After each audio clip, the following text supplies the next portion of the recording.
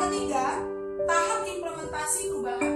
Yang keempat adalah tahap evaluasi dan umpan balik. Umpan baliknya. Selanjutnya sasaran-sasaran perubahan. Perubahan dalam struktur organisasi, perubahan prosedur kerja, perubahan dalam hubungan kerja antar personal. Adapun faktor-faktor yang mempengaruhi perubahan ada 5. Pengetahuan, keterampilan, kepercayaan, lingkungan, dan tujuan organisasi. Dan adapun masalah dari perubahan. Ada penolakan individual karena persoalan kepribadian, persepsi, dan kebutuhan maka individu punya potensi sebagai sumber penolakan atas perubahan dari individu itu sendiri. Dan yang kedua, penolakan organisasional. Organisasi pada hakikatnya memang konservatif. Secara aktif mereka menolak perubahan. Oke, sampai di sini materi kita. Ada yang ingin ditanyakan? Oke. Faktor-faktor yang mempengaruhi perubahan itu kan ada 5. Ya. Saya kurang jelas di pengetahuan sama keterampilan.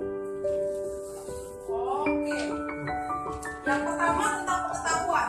Pengetahuan merupakan unsur pokok bagi setiap anggota organisasi untuk mengubah perilakunya dalam mengerjakan sesuatu.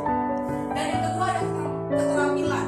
Keterampilan baik fisik maupun non fisik merupakan kemampuan seseorang yang diperlukan untuk melaksanakan suatu pekerjaan baru. Jadi keterampilan orang itu sendiri. Oke, ada yang ditanyakan lagi? Sudah jelas? Bella, Denny, kalian itu ngobrolin apa sih? Dari tadi saya perhatikan kalian itu ngobrol. Apa sih yang kalian ngobrolin dari tadi? Sebenarnya kalian berdua itu niat belajar atau tidak? Jika memang kalian tidak suka dengan pelajaran saya, lebih baik kalian berdua itu keluar. Loh, kok keluar sih, Bu? Masalah kita apa? Bella, kamu masih nanya, apa salah kamu? Dari awal saya masuk, kalian tidak menjawab salam saya, tidak ngumpulin tugas, dan kalian juga tidak menyimak pelajaran saya. Percuma saya bicara panjang lebar, tapi tidak didengar oleh kalian.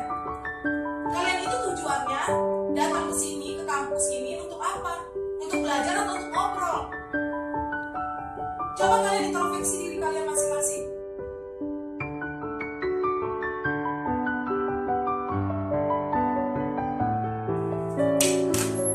Selamat siang semuanya.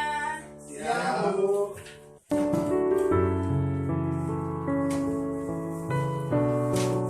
Ini tugas yang kemarin. Oke? Oh iya, kemarin saya udah kirim email, udah dipelajari. Oke, kalau sudah, apa kesimpulan yang kalian dapat setelah mempelajari manajemen perubahan dalam organisasi? Oke, Setelah Bella? yang saya dapat, dalam kehidupan manusia, perubahan tidak dapat dihindari. Dimulai oleh dunia usaha yang lebih dulu menyadari pentingnya perubahan bagi peningkatan kualitas produk Oke. yang dihasilkan sampai ke administrasi pemerintahan. Berbagai upaya dan pendekatan telah dilakukan untuk memecahkan masalah yang timbul akibat adanya perubahan. Oleh karena perubahan memang selalu terjadi dan pasti akan selalu terjadi. Oke, Bella. Kalau menurut kamu, Denny? Kalau menurut saya, untuk menghadapi perubahan kita perlu melakukan manajemen perubahan yang berarti upaya yang